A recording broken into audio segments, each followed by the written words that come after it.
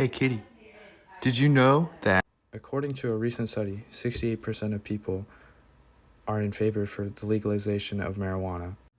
With its continued support, how can the legalization of marijuana positively and negatively affect the United States? The cannabis plant was believed to be originated from Central Asia between 2800 and 500 BC. The plant had many uses like creating paper, cloth, rope, sails, and even created a food source. In the 1830s, Sir William O'Shaughnessy discovered that cannabis extracts were a viable option for lessening vomiting and stomach pain from people suffering from cholera.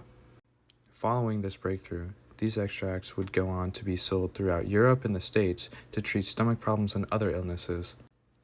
After many officials and the public blamed cannabis for many violent and degenerative behaviors, the Marijuana Tax Act effectively ended the recreational and medical use for the time of the 1930s.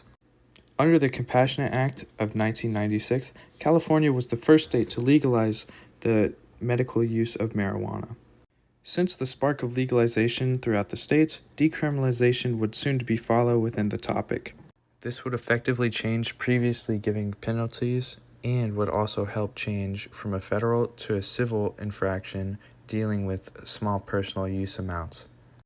41 states, 2 territories, and the District of Columbia have all adopted 7 state record clearing laws that directly apply to cannabis offenses. Another question is, how is legalization going to affect crime rates? There has been an overall decrease in crime throughout Colorado and the neighboring states following the legalization of marijuana. Many simple and violent crimes have dropped their averages throughout the last couple of years. How does the legalization of cannabis also affect job creation and job policies?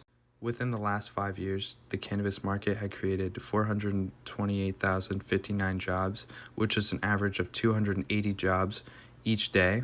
It's forecasted to have 1.5 to 1.75 million workers by 2025. Policy leniency is varied depending on which state you're in.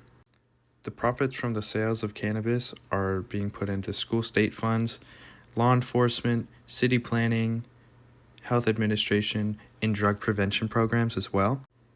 Although cannabis can cause pain relief, it has many negative effects on the body. Cannabis and tobacco smoke share many of the same harmful chemicals.